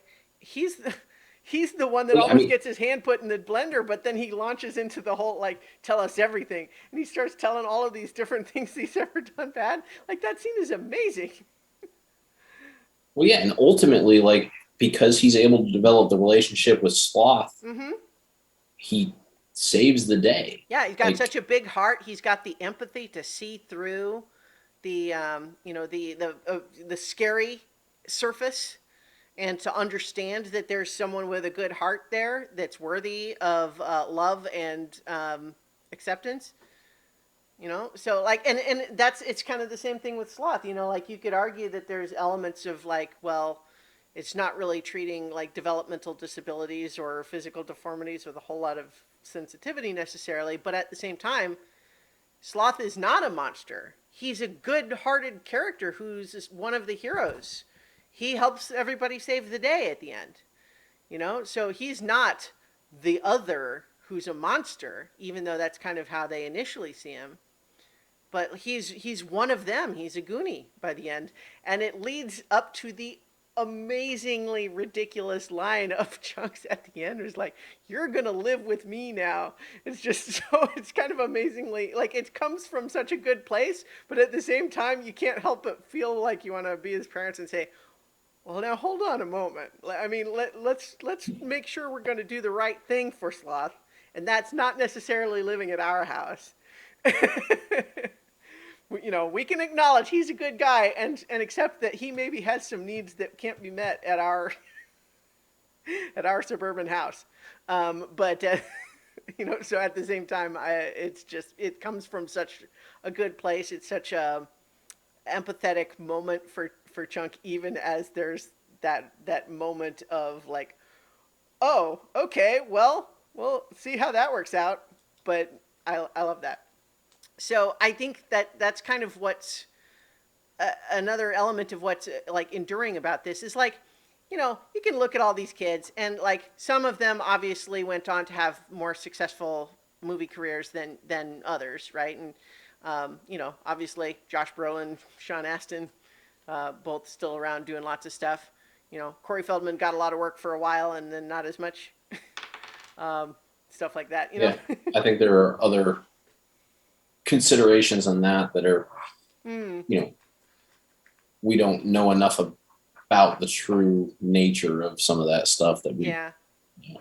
But yeah, so but nonetheless though, like just from a writing perspective, to have this many characters in this whole little team and yet to have them all read as their own individual and all get their own stuff to do, because obviously Data has the inventions, Chunk has his own whole parallel story for most of the movie. Mouth is the one who speaks Spanish and can translate the map. Mikey's obviously kind of like, the leader, so to speak, but with the tension between him and his older brother, he's the visionary, right? The dreamy-eyed one who can see, that there could be something more. Andy gets the piano bit, right? And I think that that's another great moment for Mikey too, just where she's doing the part that only she could do, and she's starting to freak out because she's made a couple of mistakes. But then Mikey coming in there and saying like, no, you are one of us, and Goonies make mistakes, and I believe in you. Just don't make any more. But just like giving her that boost of like, you are not just the person who's here with us accidentally. Like you chose to stay down here with us when you could have left. You're one of us. We're doing this together. We've got your back. And it's, I mean, Sean Astin continues to be amazing in everything he does, but like little baby Sean Astin in this movie is great. He's so good. His speech to One-Eyed Willie the skeleton at the end, getting the tears in his eyes. Oh, he's so good. We didn't really talk about Mouth yet. I think one of the another bit that is maybe so I watched this movie with the commentary from the cast all grown up, and there's definitely some polite coughs during the bit where he's talking about he's doing the phony translations for the housekeeper. That's another illustration too of like a stereotypical thing of like the housekeeper who doesn't speak English and everything, but at the same time they give that character stuff to do. Like she's the one that finds the gems at the end. She's still around. She's part of what's happening. She's not just a joke character that they dispense with later. That like it's meaningful. Like she gets to be one of the characters. Like during the opening car chase, like she gets one of the bits in that when they're touching on everybody.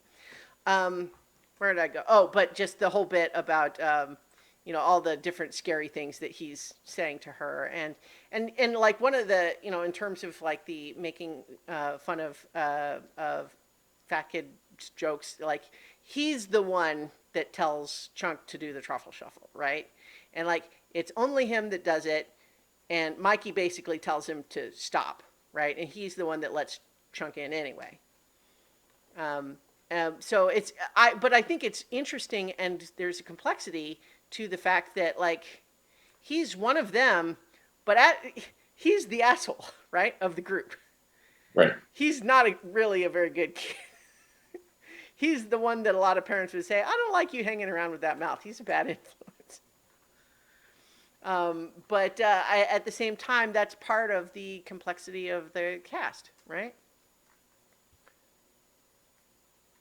Well, Um, and the complexity of just growing up, like you mm-hmm, had friends that were like that, mm-hmm. Well, yeah, that's one of the things that I think is increasingly a little bit different, maybe for kids growing up today. Is kids growing up today have so much more access to the internet, which gives them the ability to find people that are more like-minded that might not live nearby. But there was a long time in human history where kids got to be friends with the kids who lived nearby, because who else were you going to be friends with? You know, if you didn't live within a couple of miles, well, so you hung out with the kids who lived nearby. That's what you did. But all the more reason that the idea, if they were all going to have to move, it just sort of felt like obvious and inevitable that they wouldn't be able to stay friends, right? And and it's in fact like, even though he has these other sort of um, assholish qualities, Mouth is the one who first expresses and verbalizes the sadness of what's happening, right? Because everyone else is kind of sort of pretending that it's not really happening at that point.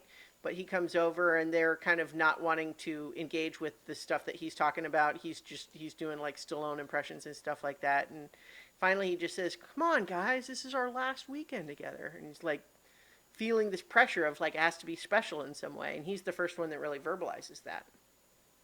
Yeah. Yeah. Um, the Fratellis are all great. Anne Ramsey as Ma Fratelli, and then Robert Davi as Jake, and Joe Pantoliano, who has gone on to be in lots of other fun things, as Francis. Um, and they make such great villains for a movie like this, because you talked about this a little bit earlier, but the idea that they represent a scarier threat than I think we've kind of come to expect in a movie about kids this age, right? They feel more dangerous than you usually think of. Like, villains in a kid's movie tends to feel more like, yeah, you're going to destroy the world, but you don't necessarily feel like you would see on screen them actually punch a little kid, right? Whereas we see Ma Fratelli, forcing Chunk's hand into a blender, right? Like, doesn't get into the blades or anything, but still the threat is there, right?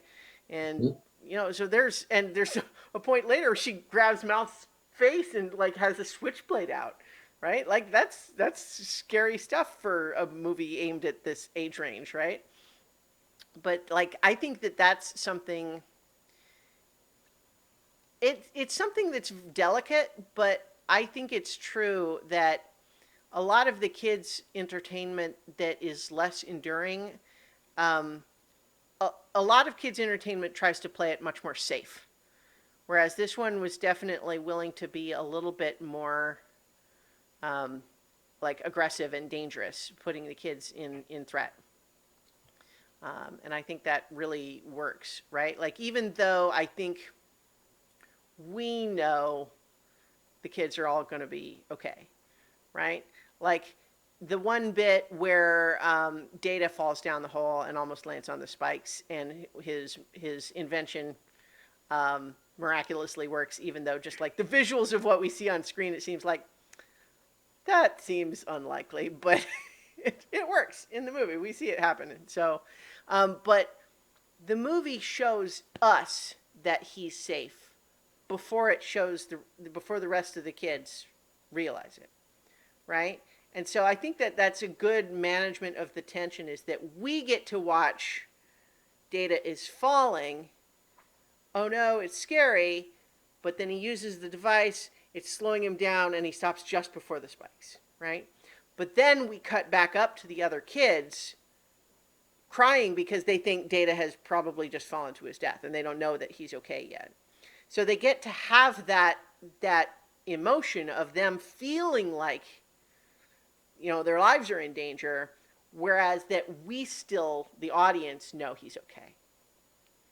Right? And I think that that's such a perfect illustration of how good Richard Donner is at managing the tone. Yeah. And especially as so much of that stuff, like, it really evokes, like, you know, especially like the water slide bit, it just evokes like those old Nickelodeon shows like Secrets of the Hidden Temple or whatever that was. You know, just that's what a lot of that stuff kind of feels like, right? And that's kind of what I was talking about with the artifice feeling earlier, is that, like, especially like the final sort of fight sequence on the pirate ship does is, you know, it's a bunch of kids who really don't know what they're doing, and they didn't work very hard at doing a lot of complicated action choreography or anything like that.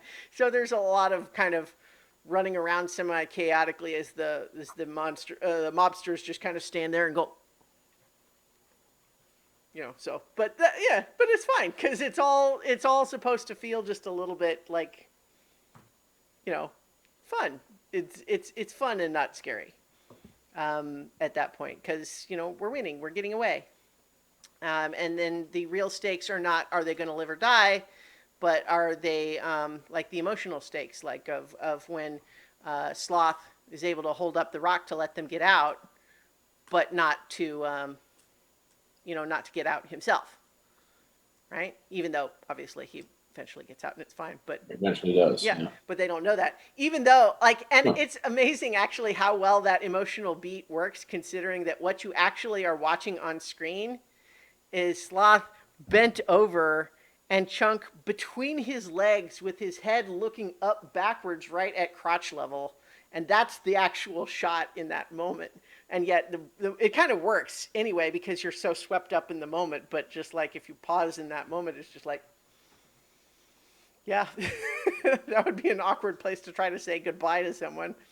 Um, uh, but yeah, it's so much fun, and it's got so many like iconic moments. Like, I can't tell you how many times the whole "it's their time up there, but down here it's our time. It's our time down here." Like, that whole speech is like, I feel like it runs through my head on a loop most days. That's overstating it, but the point is just that, I get it. like when I think about like adventure, like this is in the mix for me, right? Like this is one of the movies that I think of as like, that's a fun adventure and I love it, and it just, you know, I see it through the nostalgia goggles. But I tell you, just like 6 years ago, I showed it to an adult friend who had not seen it, and he liked it. So it's not just a nostalgia thing. I think it holds up today, um, for the most part. For the most part. Yeah. So Yeah. So. yeah, I committed to trying to keep this under 2 hours. I didn't tell you that at the beginning Oh, because I didn't okay. know if Well, we'd come so on it. But just as well then that we're about at the time where I think we can wrap up our discussion of those three movies and talk a little bit about what are we going to do next time.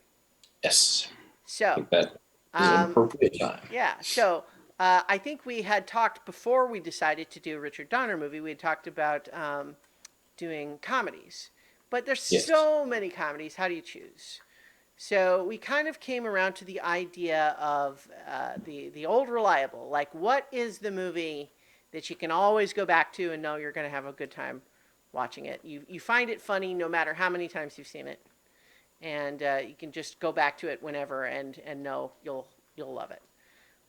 So with that topic in mind, do you have a selection?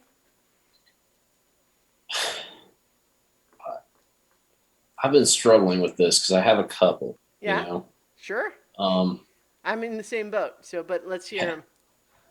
so the Big Lebowski Mm-hmm. is and it's funny because the first time I watched it, I didn't really I didn't I guess I didn't quite get it yet. Like it was funny, Mm. but it wasn't the level that I've Yeah. now I gone with. I think that's a very common experience, and I think that the reason for that is that when you watch it the first time, you think that the mystery is more important than it actually is, and so that's what you're focusing on. Then when you watch it the second time, you know that the mystery doesn't matter, and you're just enjoying the weirdness of where you are, and it's more the journey. Um, and then there's others, there's which this is old reliable because like I just happen to find this movie funny just Mm-hmm. because of my own experience. But Eurotrip, Mm-hmm. every time I watch that movie, I absolutely die laughing, and it's terrible. And like, there's not a lot of redeeming qualities of that movie, but it just Well, just yeah, makes me laugh. yeah. Well, and Yeah. that's what we're talking about here too. And I'll also say that you and I both share an affection for that movie, and I think that it is of a subgenre that's generally not considered a particularly high quality, selection of films. But I do think that that one is exemplary within its category.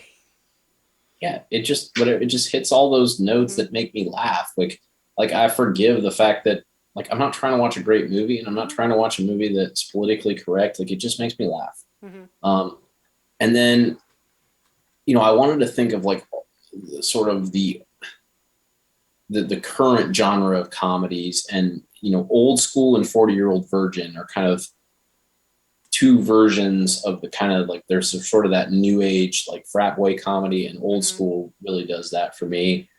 And then the new sort of romantic comedy that's kind of screwball-y, but like the way like 40-year-old virgin does that for me. Mm-hmm. But then I love like Monty Python and the Holy Grail. Yeah. So I, I'm kind of torn. I think for the purposes, like I think Big Lebowski is one that we should just watch. I think that's more interesting to talk about. Well, I Like think it's I can also, watch Euro Trip on my own and yeah. just laugh, but I don't know that us discussing it adds any value. Like it's just Yeah, it well, is no, what it I is. could see that. I definitely Big Lebowski has like some solid, meat to chew on, so to speak. Um, I think it's kind of incredible just thinking back on it. It will be the first Coen Brothers movie. No, I guess Fargo was on the list, right? But that's the only other Coen Brothers movie we've done. So yeah, Big Lebowski's pretty good. That's a solid choice. So is that your official pick? Yeah, I'm going to go with that because, like I said, I think I was the going to other say, ones like, are if just you are wanted to watch funny. one of them right now, which one would you want to watch? Would you, like, if you were going to put on one of them right now, which one would it be? See, it's weird because they're not those kind of movies. They're movies Hmm. like You watch them in a certain mood. Like, yeah. yeah, I So get that. if I was told I could only watch one of those comedies as the only comedy I could ever watch, my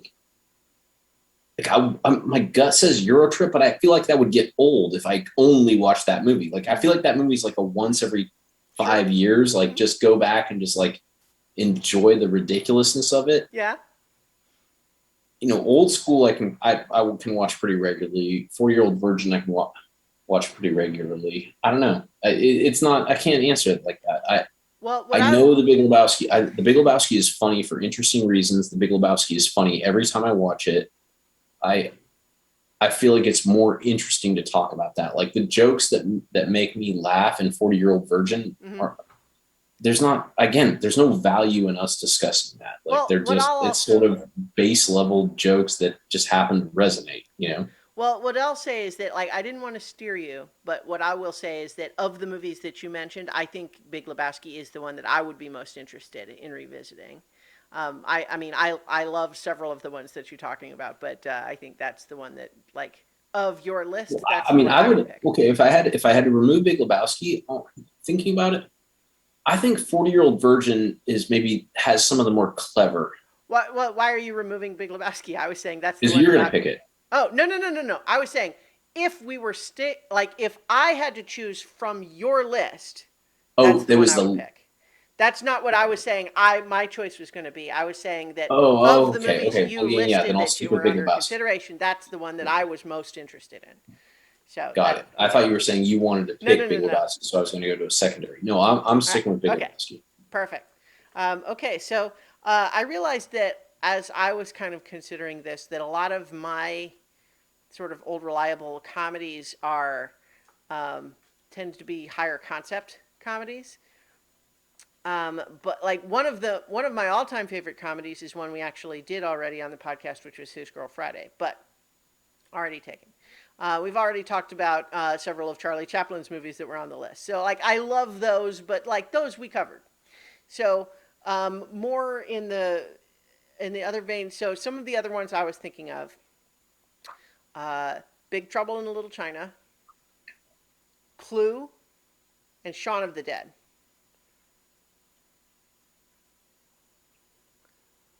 And I love all three of those, and I it's hard to choose among them. Um, but certainly, at least two of those three like are really almost half some other genre, right? You know, like Clue is kind of like a straight up comedy, but even it is kind of sort of a period piece, and it's also based on a board game. But like Big Trouble in Little China is like also a weird sort of supernatural action movie. Shaun of the Dead is also a zombie movie. Clue is perhaps the most like comedy of the three. Um, so like there's perhaps an argument in favor of that in that direction. But do you have thoughts, or is there one of those three that would be the most exciting to you? So yeah, I was gonna wait and see if you just came to a conclusion before I weighed in. Okay, well Um, I could probably ramble myself there, but if you have a thought, I'm interested. Clue, I am less interested in. Okay, I I love Big Trouble in Little China, and I love Shaun of the Dead. So I don't have a favorite between those two, and I would even probably be willing to watch both of them. yeah, you So know what? Clue might be a little bit like what you were saying with Eurotrip in the sense that like it's very funny. I always enjoy watching it, but there's maybe not necessarily as much to talk about without just saying, "Hey, remember this joke? Hey, remember that joke?" Um, there's less substance maybe to get into there. Although I will say just briefly about that is that you know they're going to do like a Clue remake, but I think that's a perfect illustration of a movie that would be just fine to do a remake because basically it's just going to be get a new group of funny people to play act a silly murder mystery in a big house, right? Like that's fine. Make another one of those. Make 100 of those. That'll be fine with me. Um, Knives Out, essentially that. Yeah, But yeah, exactly. Um, but yeah, so between Big Trouble in Little China and Shaun of the Dead, I think my heart leaves me more towards Big Trouble in Little China. Although, as much as I love Shaun of the Dead, I definitely, it's not a slight on that, but that's kind of where I feel my internal compass leaning right now is towards Big Trouble in Little China. let's do it. All right, great. So, Big Trouble in Little China and The Big Lebowski for next time. Old reliable comedies. So, uh, in the meantime, thank you everybody for listening and or watching. We'll be back for more watching more movies next time. So in the meantime, watch good movies. Watch good movies. Thanks.